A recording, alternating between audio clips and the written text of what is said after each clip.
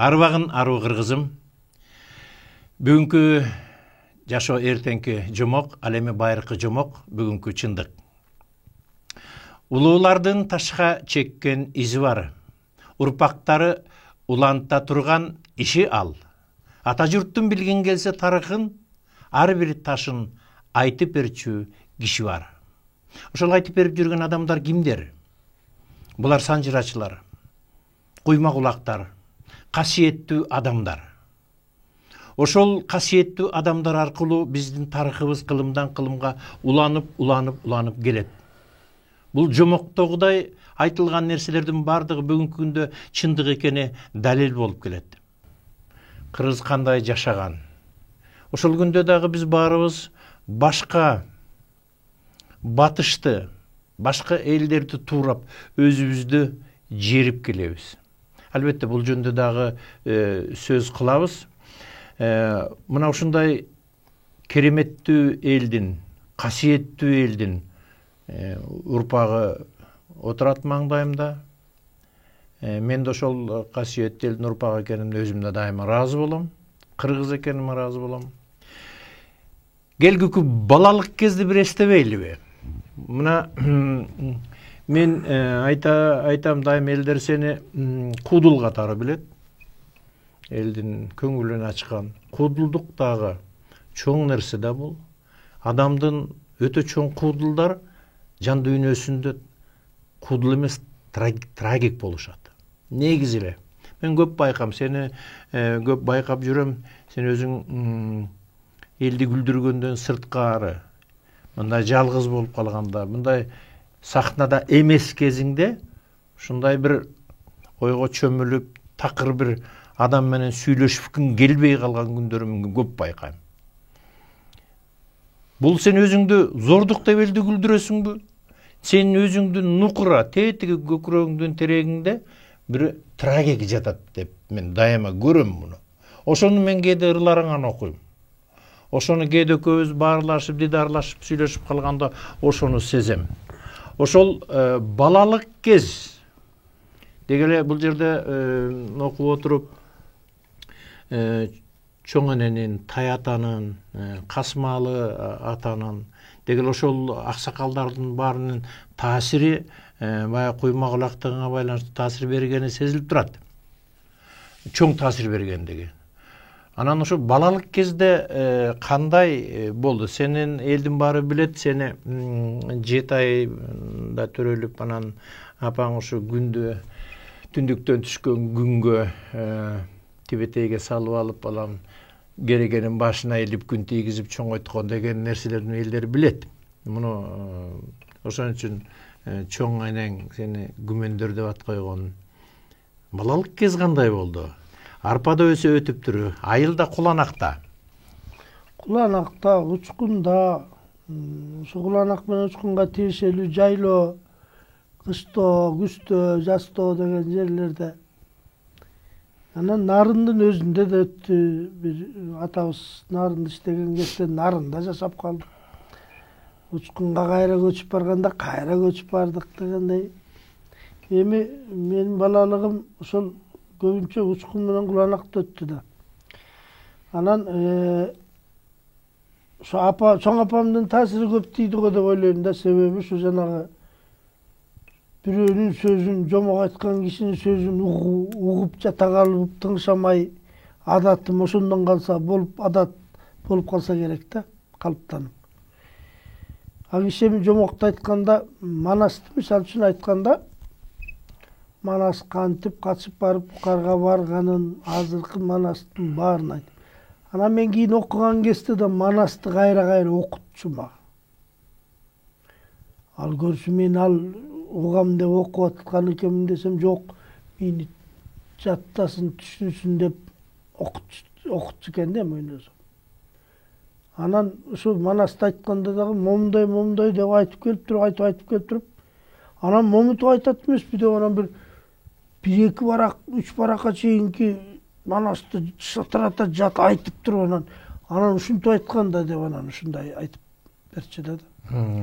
Манасты, Семетей, Сейтек, Анан жанагы Кедей хандан баштап Эртөштү эр табылды, Олжобай кишимин бүт айтчы да. Апамдын билбеген эмеси жок эле. Мен кийинчерээк бир индиялыктардын, индустардын бир киносун көрдүм. Бир жылан жөнүндө. Ушуну апам айтчы да. Мен ошо кинону көрүп алып аябай таң калдым да. Жылан аялга айланып кетет да. Аялга айланып кетип. Муну анан кийин жанагы Асанбек Ыстамовдун дагы «Үч мээрим» деген китебинен дагы окудум да мунучу. Жылан кишини сүйүп калып анан аялга айланып кетет экен. Ушундай жомокторду. Ушуларды дагы укмуш айтчы да. Мен жанагы кийин Эртөштүктү мектептен өткөндө билем деп койчумун. Ошо мектептен окугандагы балдар, жакшы окуган балдар анча билбей калыптыр. Мага ине чейин айтчы да, мээме куюп салыптыр да. Анан эми балалык ошол жалаң ырым-жырым менен чоңойдум да. Төрөлгөндө эле өзүң айткандай 7 айлык деле эмес окшоймун. Себеби 7 айлыктарды көрүп жүрөм. Кадимкидей ыйлайт, кадимкидей балага окшош. Меники каш кирпик жок экен. Тырмак деген жок экен. Анан ыйлабаптырмын, кызыгы. Пенсилиндин бөтөлкөсү менен сүттү ошону 1-2 ирме беле тоюп калчу экенмин. Тоюппу же чарчап калчу экенмин. Ошону түгөтүп эмес, 1-2 ирме беле тоюппу же чарчаппы, ушу эм алчу эмесминби, ушундай экен да тамагым. Анан ыйлабапмын 2 айдан өткүчө. 2 айдан өткөндөн анан бир күнү ага чейин ат койбоптур. Барып өлүп калат деген. Анан чоң апам ырымчыл неме, атамдын тумак солдаттан келген тумагына салып туруп анан боз үйдүн илгери керегесин кыдыртып илчип турат. Анан эме айылда боз үй эмес да, анан үйгө мык кагып коюп, эртең менен түштө кечинде кыдыртып ийилип анан апам болсо эмбей эмчегишип больницага жатып калыптыр. Атам күнүгө бир маал алып барып эмизип келет экен. Нечен оро чулгоо менен фуфайкасынын ичине колтугуна салып алып анан көчөдөн Куланактын больницасына алып баратат да. Эмне бирдемең барбы деп элдер коюп өлтүрүп кое жатышат экен. Эй, бала бар кое тур деп. Бирдеме дөмпөй баратса алып барып эмизип келет экен. Анан эч кимге сүйүнчүлөбөптүр. Барып өлүп калат дегенсип анан сүйүнчүлөбөптүр. Анан кошуна колоң бирине ким билчикен анан. Баягы күмөндөр балаңар барбы деп. Бары деп. Мен атмечагыл автоматский күмөндөр болуп калыптыр да. Анан 2 айдан өткөндөн кийин анан бир күнү ыйлаптырмын.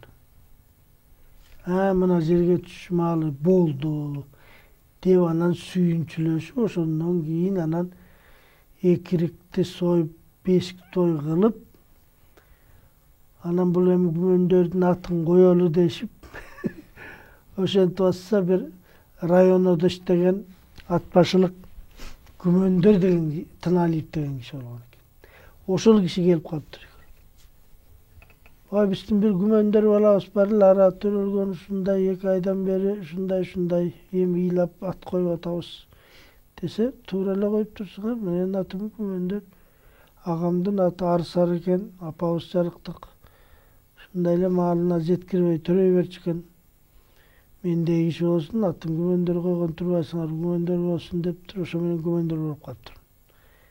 Ошондон бу апам ырымчыл, жанагы айылдагы төрөй албай атат дегендин баарына эле эшик түнчүндө таңкылдап эле апамды алып кетчү. Апам барып эле оңдоп түзөп төрөтүп, анан ырымчыл болчу апам таш менен, балка менен алып келип алып, бутуңа жерди бир коюп, бутуңа коюп, минтип жүрөгүңө коюп, минтип төбөмө коюп, минтип ырымдап, кычкачты ысытып алып, суу бүркүп эле чүңкөлөп, думбалап ушинтип чоңойдум да. Мен кичинекей эле бирдеме болсо ооруп калып эле анан апам ырымдап эле отурчу. Анан ушу жалаң ырымдан бүткөн окшоймун дагы, анан ушу ырымга жакын болуп калган окшойм. Мен мисалы азыр Mışıktırımdabайım bir gana. Astımdan ötken mışıkka işenmeyim de. Apam zaman görç mışık zaman bolat, ölüm göreyin kırs bolat. Tilegi zaman bolat. Balası olmasa ken dep tileytiken. Sütünü içsem eken. Dep anam it jakşı bolat, tilegi jakşı bolat dep şuntip aytçıdım. Şu jomoktun bарын. Jana Salbülek degen ırlar var ele. Baytakçol degen ırlar var ele. Sonun bарын unutup kalıp turmun. Бул неме эсиме келип атат. Ошол убакта негизи илгери Франциянын бир посолу, элчиси Россиядан барып, Франциянын императоруна айтат. Жакында Россия аябай чоң катуу согушка учурады. Анан ошол согушта бир Михаил бирөөнүн фамилиясын эстей албайт. Кутузов болсо керек деп айтат да. Ошол ушу согушка чыкты, ушундай эр жүрөк экен. Ушу биринчи бутунан жарадар болсо дагы ак салаңдап барып душман менен согушуп атты. Анан бир маалда башын октуйуп, бир көзүнөн ажырап калса дагы ушундай согушка өлбөй калды деп айтса император айтыптыр. Демек анын дагы адамзат асында, элдин асында аткара турган кызматы бар экен деп. Кийин бары 1812-жылы Наполеонду кубалап чыкпадыбы. Анан ушуга байланыштуу мен жана Абыл атанын кичинекей кезинде апасы баягы карышкырлар жеп кетпесин деп жалгыз талаада калганда, Мукул атаны. Ошентип жалгыз талаада калганда жанагы качкандар мылтык атып сактап калганы. Ошондо апаңыздын мындай эрдиги, баатырлыгы төөнү өзүнчө жөгөрүп коюп, биринчи жесе карышкырлар төөгө тийсин, андан кийин мага тийсин деп Мукул атаны өзүнчө катып жана чийлердин арасында койгону. Мына мен айтайын дегеним ошонун баардыгы келатып, анан бүгүнкү күмөн болсоң дагы күмөн болбо, биз күмөн эмеспиз да сенин бар экениңе. Кудай таалам ошондойдун баарды бир кууртондун ичинде куурасын жигит өлбөсүн деген өтө бир кыргыздын улуу нерсеси бар да. Канчалык адам азап чегип, канчалык кыйналган сайын ошончолук Кудай тааламдын бере турган белеги бар экен. Ошондой эле Мукул атам жөнүндө да анан дагы кеп кылабыз го. Мына себеби жакында ошол берүүлөрдө Манастын 40 чоросу сыр найзаны кармаш үчүн ар бири сыр найзанын ушунчолук кубаты, күчү, керемети болгондугунан ошол чоролордун баарын 7 атадан бери даярдап келген чоролор экен. Күчү, кубаты даярдап келип, ошого туруштук бере алган 40 чорону даярдагандай. Бул дагы тетияктан келаткан улуу программа дагы. Ошо ар бир адам бул дүйнөгө келгенде өзүнүн бир кызматы менен келет да. Ошондой эле күкү сен да чоң элдин асында кызмат менен келгенсиң да. Мен балалык жакка кайталы. Балалыгыңдагы бир күлкүлүү нерселер бар экен. Баягы коляска, кыздарга катташмай, лыжа тепмей, баягы аттын шахматтын атындай болуп калган нерселер өтө. Бул китепти окуп отуруп гүлчү жерде бар экен, кайгырчу нерселер бар экен. Бир ушунчалык дагы бир жолу далилдейт көп кырдуулугун. Ошо балалыкты жанатан айтып атам. Ошол жөнүндө жакшы кызык нерселер бар. Көрүүчүлөр албетте муну бардыгын урматтуу көрүүчү бул жактан окуп алсаңыз болот. Бир четинен азыркы күндө китепти окуган адамдар деле азайып бараткансыйт, өкүнүчтүүсү. Бирок урматтуу көрүүчү ушул айыл жакка саякатты алып таап окусаңыздар, ар бириңиздердин ушу өзүңөрдү эстей турган, өзгөчө ушул бир биздин куракка келип калган адамдар. Деги эле жаштар дагы ушундан көп нерсе табар эле. Мына ошол балалыгыңдан кеп кылалы. Эми мен үйдө улуусу болгондон кийин инилерим бирөөнөн токмок жесе мага айтчу. Байкам айтам дечү. Анан мен ошолорго мындай улуу катары мындай болбойсуң, мындай деп айтасың. Анан биздин айылда бир Алдаяр деген киши бар эле. Бир күнү эле Бакыт иним Алдаяр жөнүндө сөз кылып атсак эле Алдарай дейт. Не дейсиң? Ким десем? Алдарай. Анан менин иним болсо анан тил келбейт деп жиним келип атат да. Биздин үйлөрдө тил келбеген болбош керек деп намыстанасыңдар. Алдаяр деп айтсаң десем, Алдарай деп атпаймынбы дейт. Эй, Алдаяр, Алдарай эмес десем, ошо Алдарай деп атпаймынбы дейт кайра эле. Сен жиним келбей, Алдаяр деп айт десем, Алдарай дейт. Анан өпкөдөн бир кой ыйлайт ал келип айтпайм деп айттым. Апам урушат. Алдаяр менен кайсы аннесин айтып туруп атасың, айтпасаң койсуң койчу деп. Жок, ушуга тил келбейби анан деп. Алда деп айт десем, алда дейт. Яр деп айт десем, яр дейт. Алдаяр десем, Алдарай дейт кайра эле. Анан бир маалда чоң апам айылдан келип калып атпайбы. Анан чоң апамдын аркасында жашынып атпайбы. Анан апаңдын жанына бара албайсың, таяк менен коет. Анан артында жашынып алып, анан Бакыт менден өч алып аткандагысы. Алдарай, Алдарай, эмне кыласың? Алдарай, Алдарай. Чоң эле кишилер дагы бизди эле тааныган, сен деле билесиң. Бир күнү тетиги ванерди алып берчи дейт. Кышында кар күрөт. Тетиги ванераны алып берчи. Эмне десем, ванераны. Фанерабы десем, ооба деди. Анан эсимде анан, февралдечи десем, айтпайт. Февралде, вифраль дечү. Вифраль эмес, февраль десем, анда февраль деп айтса. Ушундай чоңойгондо деле айта албагандарбы. Бакыт азыр кантип айтып жүрөт аны. Азыр жакшыбы? Баягы силердин айылда Аптыназар деген кишини Аптысамар дечү. Айылыңарда велосипед, коляска биринчи келгенде, анан ошол коляска жөнүндө кызык окуя бар, ошону кеп кылсаң. Эми атам агесте театрда иштеген чекен, Нарын театрында иштеп анан. Илгери Наманганга чейин барышчу экен, Анжиянга чейин барышчу экен. Анан ошо Сейт Казанда өкүптөр болуп анан ошо Анжиянга чейин барып анан Намангандан бир кысыл коляска алып келген экен. Анан агесте айылда коляска жок эле экен да. Анан биздин үйдө бар экен, ошо кийиммен чоңойгон кезде деле жүрдү ошол кызыл коляска болчу. Илгеркилер бышык болот эмес, темири чоң, темири калың ушундай. Анан ошол коляска үйгө келгенде анан айылдагы бир тестиер балдардын баары, анан бир 10 жашка чейинки балдардын баары анан мени ойноткон азыркысы айтканда угон жасап кетчү экен, мени салып алыпчы. Ой, бара алып кел десе болбой, айылдын биягынан болсо тияк көчөгө катышып, тияктан келсе биягына катышып ушинтип алып кетчү экен. Анан көрсө ал мени ойнотпой эле, аларга коляска кысык экен да. Анан мени генералдай кылып салып алып отуруп, анан мен курсагым ачып атабы, шамал болуп атабы, күн өтүп атабы, иши жок да баланын. Балдар да малар.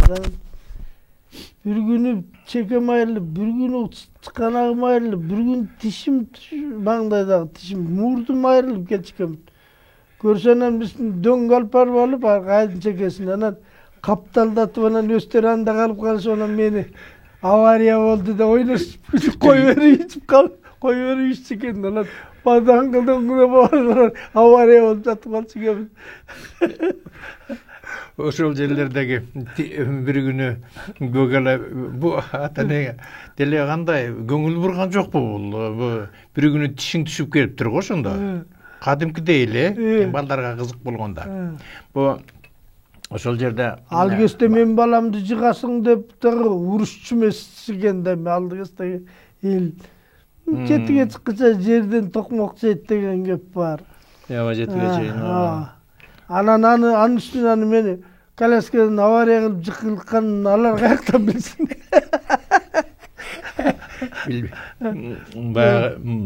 муз тепкендериң ошол эле ылайык болсо керек, ошол дөңдөн муз теп суу болгондор. Ал эми учкунда дөң мектептин алдында дөң бар болчу. Мектеп кырда секиде турчу.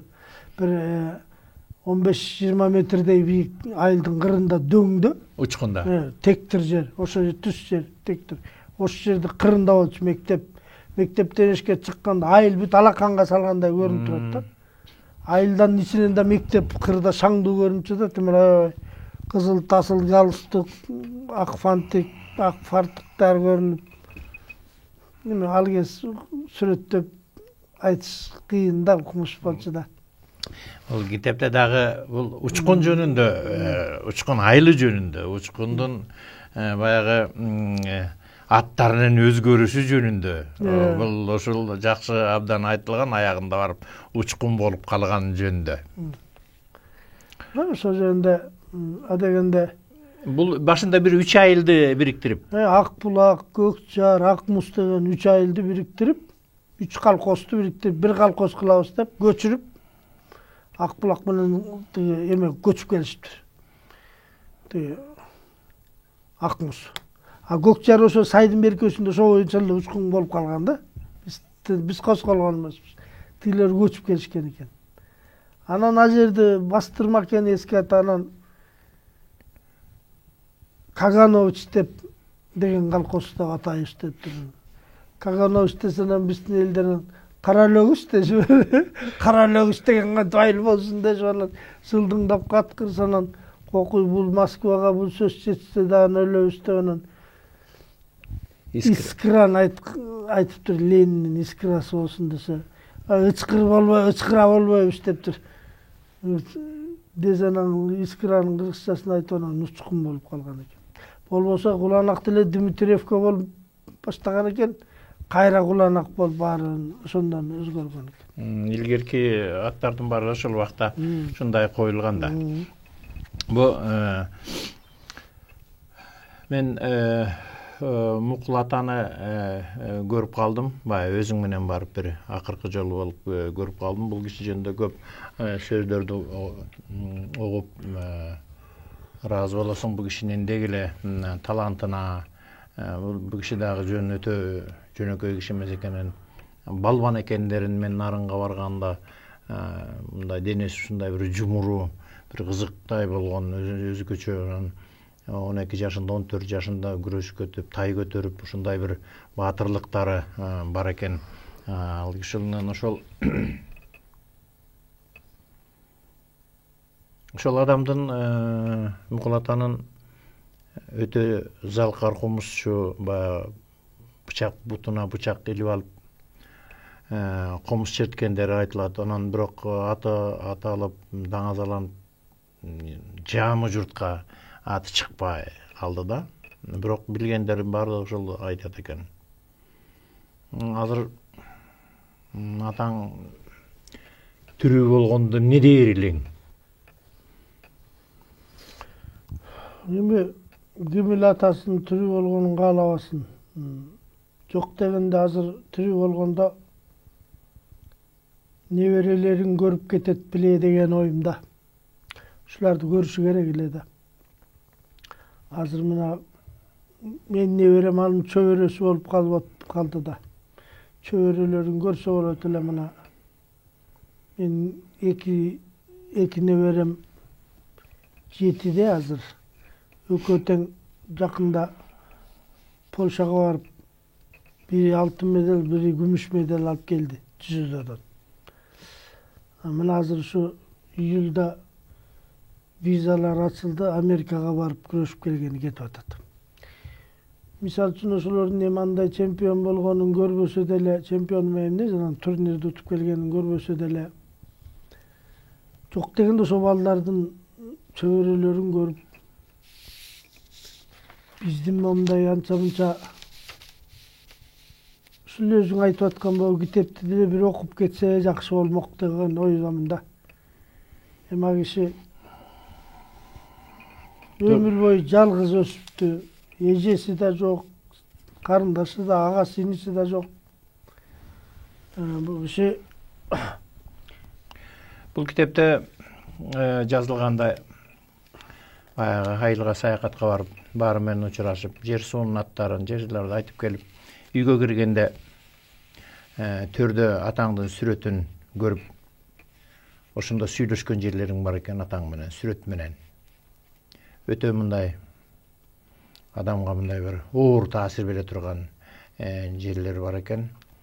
Ошол атаң көрбөй калганда баягы айтат, атаң өлсө өлсүн, атаңды көргөн өлбөсүн дейт. Атаңды көргөн адамдардын тирүүсүндө айткан нерселери эң негизгиси мынакей азыр менимче арбагында абдан эле ыраазы болуп аткан чыгар. Себеби дегенде сен ушундай бир улуу бир атак даңкка жеттиң. Атак даңк дегеним кандай эми? Атак даңк дегенде эле мындай айтканымда негизи элдин сүймөнчүгү болуп, эл оозунда болуп, инилериң, бакыт. Мына жакында дагы бир чоң бир 16-жылы тек Канададан чоң байген утуп келди. Бул СНГ боюнча, СНГдагы кино ишмерлери албаган байген алып келди. Мына неберелери Чоро деген жанагындай ансамбльде түзүшүп, Чоро кажамдардын ысымында. Мына ушулардын бардыгын көрүп, менимче абдан эле ыраазы болуп аткандыр. Бирок мен уккандан бир көргөн демекчи, бир жолу бу Байболовдун, Кубатбек Байболовдун бир интервьюсун окуп калдым да, жаман таасир берди да мага. Интервью алып сурап атат журналист. Сиздин байлыгыңыз өлчөмү канча деп. Тесе айтат, мен сага бир нерсе айтайын байлык жөнүндө дейт. Мен азыр эгерде атамды дейт 5 эле мүнөт тирилтип, мойнунан коркурата жыттап алган, кучактап жыттап алгандай мүмкүнчүлүк бере турган киши болсо дейт мага, сен айткан жана базар сазар байлыктын баарын бүт бермекмин дейт. Мен азыр байлыгымдын эң негизин балдарым түшөт деген айткан бар да. Мен ошол кезде атам жаңы эле каза болгонуна бир 5-6 ай болгон кез эле да. Окуп алып жаман ыйлагам да. Каакира сайбай көнө албайбы, сагынып жүргөн кез экен. Ук болуп калган окшойм. Ушуну окуп алып жаман таасир берди эле да мага. Ушу кичикенди коймоймунчу тапкан сөзүн депчи. Ар ким жүрөгүнөн туйганын айтат да ошондой. Да, бул дегеле адам арман менен жашайт экен. Ооба да. Анан үмүт менен жашайт экен. Анан эң негизгиси ушул учурчакты баалабай кетет экен көпчүлүк адамдар. Ошол учурчакты мындай чыканагы сезип турган адамга, маңдайында турган адамга же жылуу сөзүн айта албай, эртең эле кайра арман. Анан кайра эртең эмкиде жолугабыз, эмкиде деп атып. Өмүр ушинтип эле өтүп кете берет экен да. Дегеле армансыз жашоо болбойт да. Бул ошондуктан мына бул китепте башкага өтөлү. Мына бул китепте мындай саптар бар. Кыргыз болуп калганына арданган, кыргызга жат каада салтты карманган, кыздарыбыз, балдарыбыз көбөйдү, кыйдылардын кызык үчүн жалданган деген. Биз кыргыздын улуулугун айтып келип атабыз. Тээ улуу касиеттерин, улуу кыргыздын жашоосун айтып келип атабыз. Бүгүнкү күндө ушул нерселерди айтып келип, ойлон кыргыз, ойгон кыргыз деп айтыпсың. Бул кандай болуп баратат деги жашоо? Сиздин оюң кандай? Бул эмнеге баратабыз, кайда баратабыз? Анан ошону жоюш үчүн дагы кандай кыймыл аракет жасашыбыз керек? Билбейм. Мен кээде туруп алып ишенесиң, кээде ойлонуп отуруп тигинтсе болобу, мынтсе болобу деп башым катат да кээде. Алтын балык карма болгондон жакшысы жок го деп ойлойм да кээдечи. Ушу алтын балык карма болсом атаң. Айтат элем. Ушунун баарын оңдойт элем депчи. Анан кээде бир туруп халк болгум келет. Халк деген кинолорду көрүп атсам мен фантастика аны койчу деп жаман көрчүмүн. Анан атайын барып алып ушу халк деген дискти алып келип алып көргөн күндөрүм да болбоду. Жана супермендерди. Супермен болгум келет бир туруп. Ушу кантип оңдоорду билбейсиң да. Каяка баратабыз депчи. Азыр туш тараптуу момундай өсүп аткан кезде жакшысы да өсүп баратат, жаманы да өсүп баратат, билими да өсүп баратат, билимсизи да өсүп баратат биякта өстой. Ағы да, карасы дагы, жакшысы, жаманы бүт өсүп баратат азыр. Туура. Азыр элдин баары бир кыл эмес. Байы бай, аябай. Кедейи аябай кедей. Билимдүүсү аябай билимдүү, билимсизи аябай билимсиз. Бири-биринен адамдар жаман алыстап кетти да. Багы сайыстын убагындагыдай бир кырка агестемне акылдуусу деле келесоосу деле жетелешип алып эле тең укук деп бир жүрө бериптирбиз да.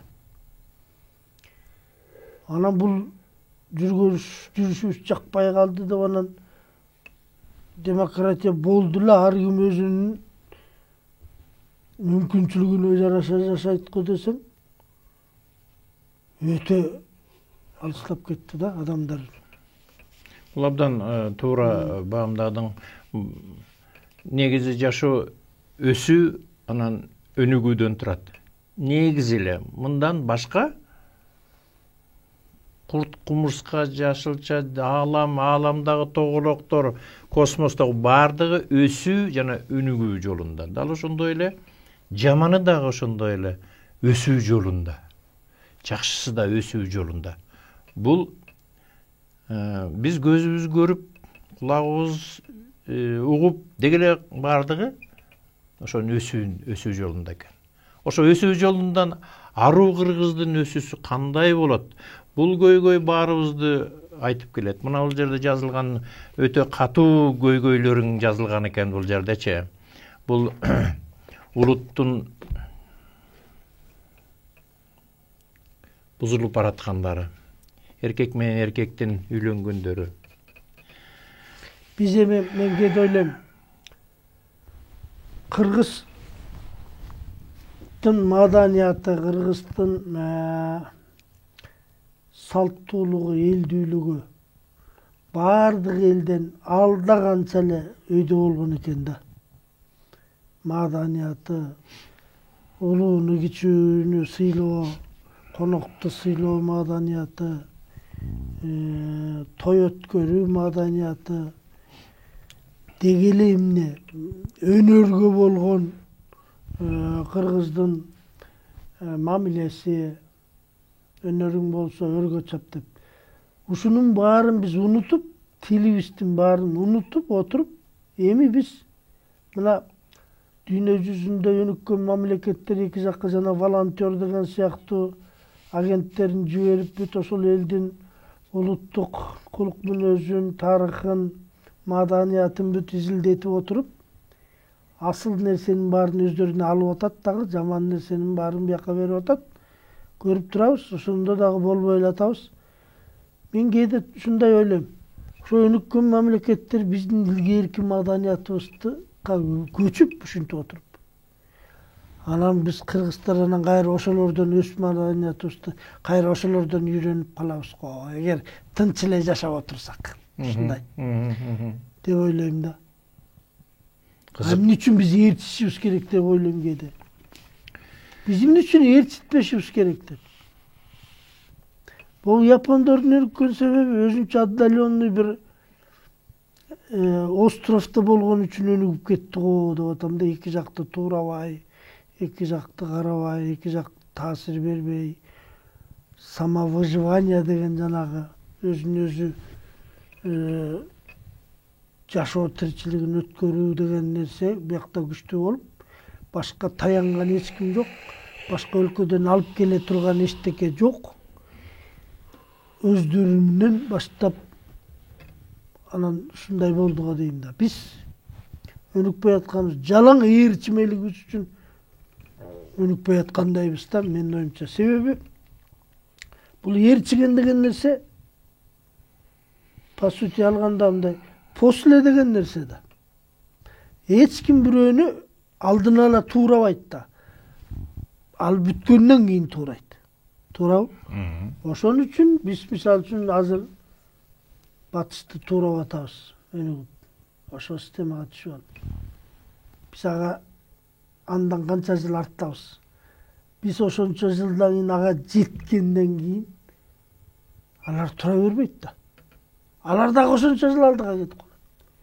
Ошентип биз өмүр бою аркасында бирөөнүн эскисин кийип жүрө беребиз. Эскисин кылып. Күмүндөр Кудайга ишенесиңби? Канчалык деңгээлде? Эми мен Кудайга өтө бийик деңгээлде ишенем. Себеби Кудай жоктордон корком да мен. Мен ушу биздин айылда бир мындай окуя болуп калды. Бир убакта барсак, ордо ойноп атыптыр барсам, биздин айылда да бир баптисттер болуп кеткендер бар эле ошо. Ошолор жөнүндө айтат да бир экөө ичип алышкан алагөө. Көрдүңбү, уктуңбу дейт. Бул акмактардын жанына отуруп тамак ичпеш керек. Буларды бир айылда жашатпаш керек дейт. Анан ойлондум үйгө барып. Ошол эле мал уурдап саткан, кишиге жакшылык кылбагандар толтура жүрөт. Арак ичип алып. А мен ойлондум да ушундай жынтык эл. Ошол баптисттерге караганда ошолор зыяндуу экен да элгечи. Алардын жок дегенде корккон бир Кудай бар. Баптист болобу, ким теңирчи болобу, мусулман болобу, же бир ким болсо дагы алардын корккон Кудай болуп атпайбы? А жанагы такыр эчтекеден коркпогондор коркунучтуу болуп атпайбы бизге? Бирөөнүн убалынан коркпой, малын уурдап акмалын, бирөөнүн эмгегин күйгүзүп, бирөөнү өлтүрүп, бирөөнү ушактап, бирөөнү жамандыкка кыйып, бирөөнү. Ушунун баары баптисттен да жаман болуп атпайбы? Анан эми Кудайга ошон үчүн айтып атканым, кудайсыздардан коркуш керек да. Анан мен Кудайга абдан ишенем, бирок мен мындай ойлоном. Мен Кудайга кыргызча ишенгим келет да көбүнчөсү. Болуптур, мусулманбыз, мусулман болдук. Мейли. Жаназа окуйлу, мусулманча көмөлү, мусулманча Куран окуйлу, намаз окуйлу. Бирок мен эч убакта кыргыздын кийимин, салтын арабка такыр алмаштыргым келбейт да. Эми себеби ислам дининен кыргыз улуу да. Туура. Ислам дини келгичекти кыргыз бок жеп жүргөн эмеспиз да. Ушул каада салттын баары улууну урматтоо, кичини ызаттоо, улуунун орду кайсы, аялдын орду кайсы, кыздын төрү кайсы, баланын отурчу жери кайсы, чыгыдан каякта болуш керек. Кыргызда детский деген комнат болгон эмес. Себеби кыргыз бир үйдө отурганда балдарынын көзүнчө сөгүнгөн эмес. Сөгүнүп шалпыган элдерде детский комната болушу мүмкүн. Бизде тетрисинче ошол конок келсе дагы бар тигил үйгө барып отур дебей, кайра тетрисинче баласы жанында отурат.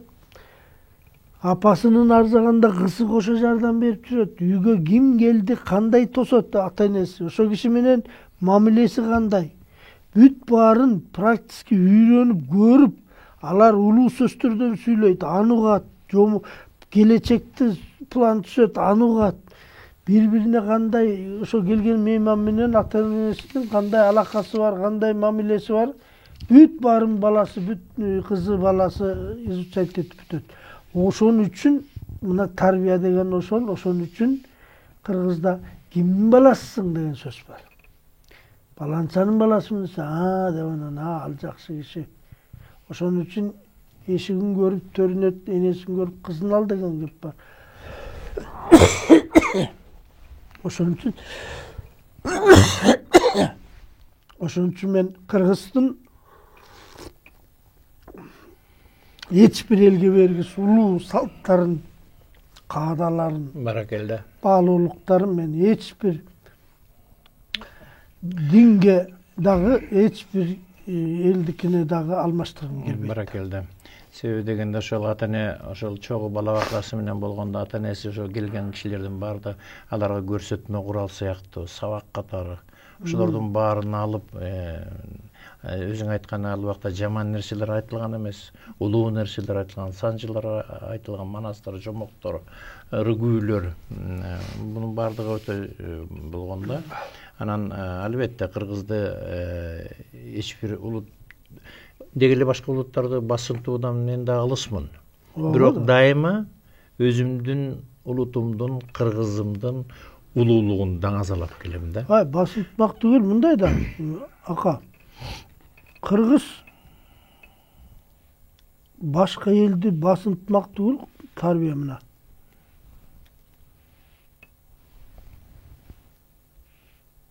Башка элди өзүнөн ашык сыйлап атпайбы? Өзүнөн ашык сыйлап атпайбы? Мисалы үчүн, дүйнөдө бир эле эл бар экен, Кыргыз. Эмне кылган дегенде? Эмне жагынан дегенде?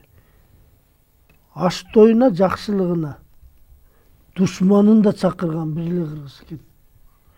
Мисалы, Көкөтөйдүн ашына ала кенип, аш кылып, жолойду төш кылып, Нескараны көз кылып чакырган.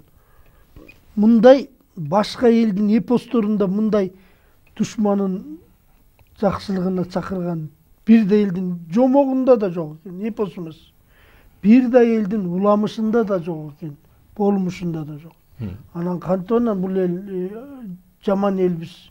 Анан биз еще кимден үйрөнүшүбүз керек? Жүрүш-туруш. Абдан туура. Мен Кудайга ишенесимби дегеним, негизи кыргыз эли бир теңирдин тентек кулуну сыяктуу. Канча кылым өттү, канча доор өттү. Дүйнөнүн туткасын кармап турган улуттар жок болду. Күкүмү калды. Андан бери канча убакыт өттү. Тоурап сай болду, сай куулуп саз болду дегенде. Бирок кыргыздай улут дүйнөдө аз болду. Эгерде биз улуу күчтүн бар экенине ишенсек, Кудайдын бар экенине ишенсек, ушунун баары тек жөн эле өтүп кетпейт деген менде ишеним бар. Себеби ушунча кыргызды сактап, манасын берип, санжырасын берип, айтып бүткүс жомокторун берип, үрп адат каада салтын берип, мындай татынакай боз үйүн берип кыргызга ушинтип келген элдин сөзсүз түрдө келечеги бар. Мен айтып атпаймынбы? Кантип оңолобуз деп. Мен Кудайга кечирип кой. Кудайга ишенген дагы бир жерим ушуда, өзүң айтып азыр эсиме түшүп атат. Бул эле Манастын алалы, Манасты алалы, Манасчыларды алалы. Мунун баарын жазуубуз жок деп коебуз. Бир кезде болгон экен аделе. Бирок канча кылымдан бери жазуубуз жок болсо да эмне үчүн унутулбай Манас? Мисалы, Келдибек Манас каяктан болгон? Кайсы кылымда туулган? Балык Ооз кайсы кылымда, кайсы жакта болгон? Анын жанында. Көлдүн башында Чойко болсо, бер жагында Саякбай болсо, Кочкордо Сагынбай жүрсө, Тыныбек нарында болсо, Жүсүп Мамай Кытайда жүрсө, Шапагы да бир жакта, мисалы, өз жерлеринде.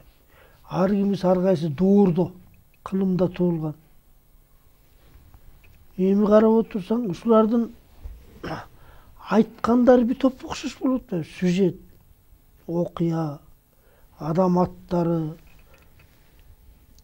күлүктөрдүн, буудандардын аттары, жер суунун аттары. Булар китептен алып жаттабаса, каяктан алды эгер Кудай болбосо? Мындайча айтканда жанагындай аян бербесе, Алар көзүнө көрүнүп жанагындай параллель жашоону ошону көрүп айтпаса, мен эгер бир шайлоодо чогуу жүрүп, эстебес ага менен бир айдай жүрдүм Ошто. Ошондо сурагам: эстеке, эмне үчүн сиз манас айтпайсыз? Үн десе үн бар, акындык эместен өткөн киши жок десем, ай, туура айтасың. Мен да айтып көргөмүн. Менин бир запистерим бар, деди. Каныкейдин жомогу дагы ушу сыяктуу Манастын бала чактарын айтканым бар. Бирок мага көрүнбөгөндөн кийин, андай касиет жок болгондон кийин, дейт, мен айта албайт экенмин, түгөнүп калат экен. Ошон үчүн жанагы миң уккандан бир көргөн деген сөз сыяктуу. Эгер мага көрүнсө менден меники түгөнүбү, анда өзүң айткандай айта берет элем да. Мага көрүнбөй атпайбы деп айтканы бар да. Демек бул Кудай болбосо, бир жараткан болбосо, мындай касиет кыргызга каяктан келет эле деген кеп да.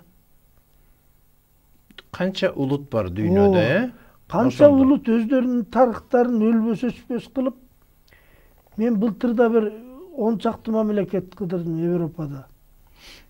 Германияда болдум, Францияда болдум, Италияда болдум, Австрияда болдум. Көп шаарларында болдум. Барган жердин баарында жана биздин Москвадагы Кремль сыяктуу площадьтарын карасаң, эмне деген гана азап тозоктор менен курулган ошолор. Эмне деген гана кулдар иштеген. Ошонун баарын.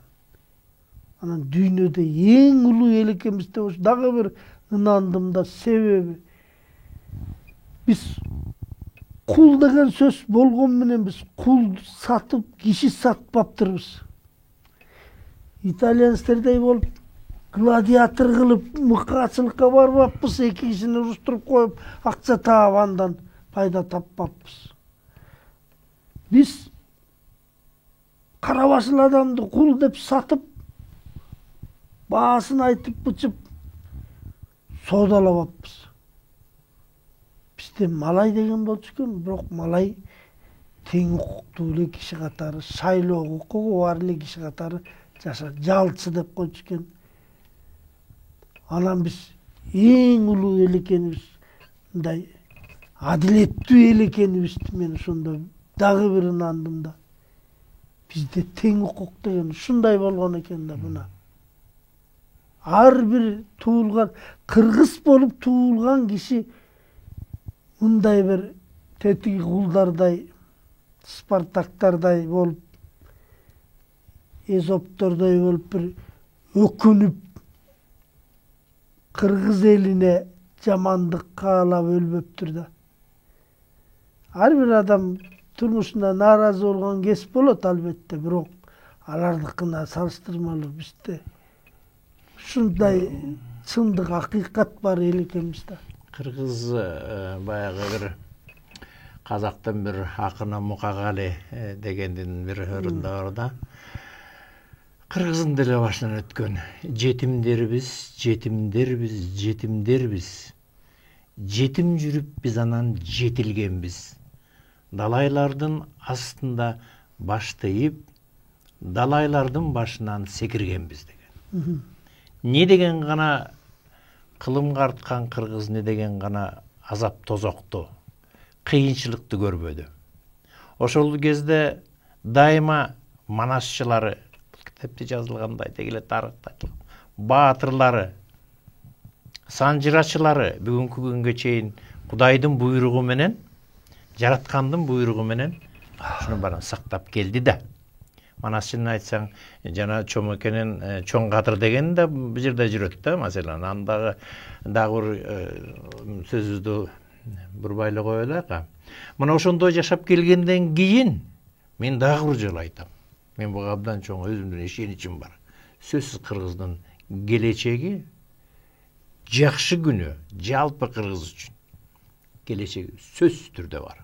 Эгерде азыркы күндө адамзат, дегеле жер шарында адамзаттар birinin tilin түшүнбөй, кырылыш, birinin tilin түшүнбөй, өлтүрүш, кыйроо, табигат туңгуйка, адамзат туңгуйка келип калганда күн бир жагынан чыгыш керек да.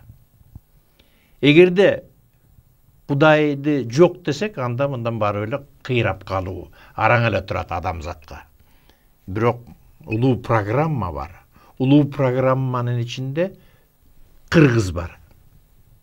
Мана ошол кыргыздын келечеги сөзсүз түрдө эртең жаркып күн чыккандай. Эмне дейбиз? Биринчиден мына бул келгениңе бүгүн ушинтип элдин астына сөз кылып бергениңе терең ыраазычылык. Мен айтам, бул китептин жакшысын калган эл окуп, ар кимис өзүнүн жүрөгүндөгү бир көйгөйүн таап, ошол бир жакшы бир себепке жашоосунда бир багыт сыяктуу болсо деген үмүт менен. Рахмат. Эми бул жөнүндө айта берсек, урматтуу телегөрүүчү, айтып бүткүс дастан. Чет гана учун бүгүнкү ошол күнөөкөрдүн өзү менен сүйлөшүп, силерге учкай айтып өттүк. Дагы бир жолу сиздердин атыңыздардан дагы Күмөндөр мырзага, Күкүгө чоң ыраазычылык билдирели дагы. Урматтуу телегөрүүчү, бүгүнкү биздин айтып аткан сөздөрүбүздүн бардыгы балким эртең жомок. Бирок баятадан бери айтып отурган Күкүнүн сөздөрүнүн бардыгы бүгүнкү чындык. Арыбасын аруу кыргызым, бар болуңуздар.